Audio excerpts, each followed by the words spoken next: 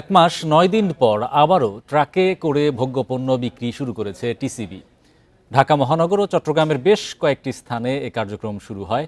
সকাল থেকে ন্যায্য মূল্যে পণ্য কিনতে ভোক্তাদের ছিল দীর্ঘ সারি।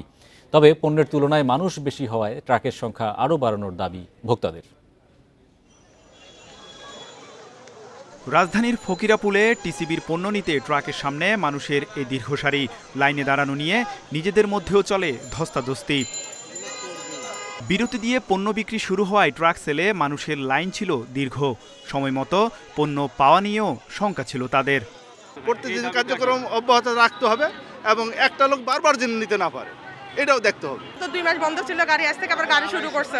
এখন যদি গাড়িটা নির্দিষ্টভাবে দেয় তাহলে আমরা সাধারণ মানুষগুলা মোটামুটি নিতে পারি, চলতে পারি। এইভাবে রাস্তায় এই যে এত মহিলারা আমরা এত রাস্তায় দৌড়াই, এই যে সারা বিশ্বের মানুষ দেখে না আমার মান সম্মানটা বাড়ে না কমে। তারপরে দিয়ে মনে করেন যারা লইতেছে হারাই লইতে পারে, সাধারণ কিছু মানুষ আছে লইতে পারি না।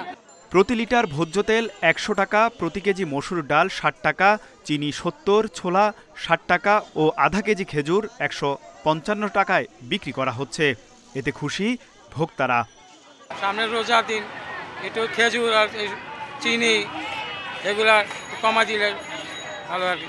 বাজারের ডাল 110 টাকা নিম্নতম, তেলের কেজি হলো 200 টাকা।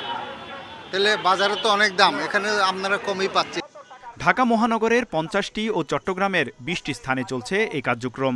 বিক্রেতারা জানান, পর্যাপ্ত পণ্য থাকায় খালি হাতে যাওয়ার সুযোগ নেই কারো। মাল আছে পর্যাপ্ত পরিমাণ, মাল দিবে পুরো রমজানে। 250 লোকের মাল আছে, হ্যাঁ সবাই পাইবে। প্রতিদিন রাজধানীর বিভিন্ন স্থানে থাকবে ন্যায্য মূল্যের টিসিবি ট্রাক। এর পাশাপাশি স্মার্ট কার্ডধারী নিম্ন আয়ের পরিবারের মাঝেও ভর্তুকি মূল্যে ভোজ্য তেল ও ডাল বিক্রির কার্যক্রম চলবে। তৌহিদ রানা, ইন্ডিপেন্ডেন্ট নিউজ, ঢাকা।